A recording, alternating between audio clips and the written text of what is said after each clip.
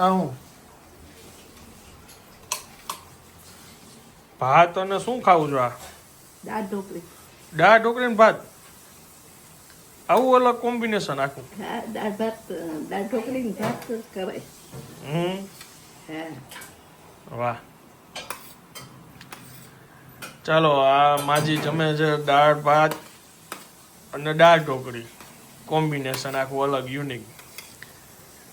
તમને next menu પછી હમણાં નેક્સ્ટ લોકો જમવા બેસશે તમને ત્યારે ખબર પડશે. બધાયનું અલગ અલગ. અને અમારે શૂટિંગ કરવાનું છે એક બેગનું, વાયગા જે 1:15 એ આવે એટલે કાંઈક અમે કામ કરી શકીએ.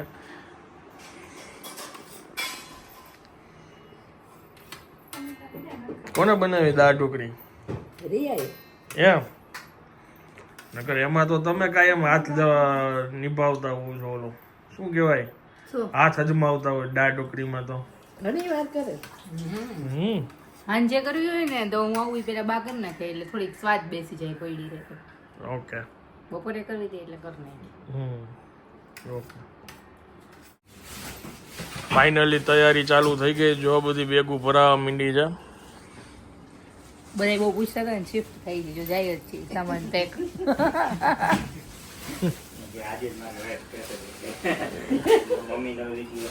હા. તો 1 2 3 4 5 6 પછી નાની નાના રમકડા અલગ, આ અલગ, આ અલગ, અને વા પાછળ શિફ્ટ ફાઇનલી કહી દો. તૈયારી થઈ ગઈ. ભાઈ ભાઈ આમ જો પૂરી, પછી અહીંયા છે છોલે, સલાડ કરવાનું હતું છોલે, બ્લેક છોલે, સલાડ ખા કે આ છોલે ખા. છોલે તો છોલેનું જ કામ કરવાનું છે ને શરીરમાં. અહીંયા ઓઇલ જાજુ જાય ને ઈ તો જોઈએ જ ને ઓઇલિંગ માટે. બા નથી કેતા ગોઠણમાં ને બધું ઓઇલિંગ કેમ થાય? મેં છોલે છોલે જ લીધા હતા. જો પ્યોર ડીશ. બ્લેક છોલે. આ છે આજનું અમારું મેનુ.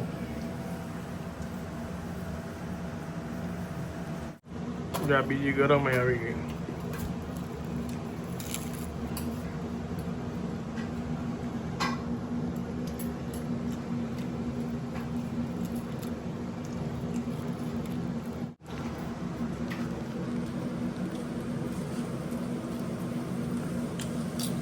બહુજી કેવા લાગ્યા છોલે? એટલો છે. એક ગ્લાસ ને આપણે તમે ઓવર આપી દીધું કોઈ ના ઢોલે. એના નસીબમાં બિચારાના છોલે જ હશે ખાવાનું, ચણાના.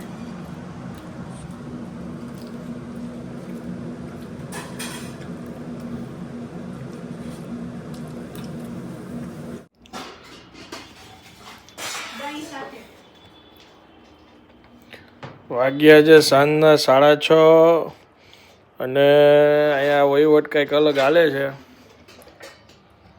શું છે? ફરાળી થેપલું બનાવ્યું. દૂધી નાખીને ચોકડી.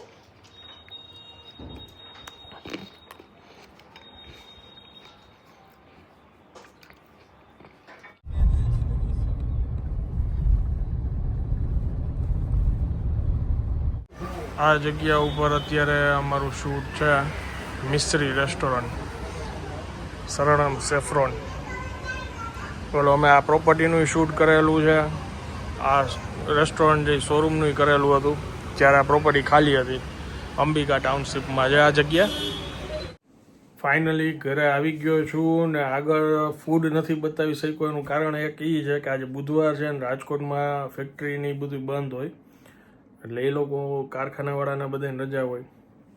અંદર રશ જાજો હતો અને પહોંચાય એમ નહોતું. નિરાતે ટૂંકમાં સરખી આરામથી શૂટ નહોતું થાય એમ.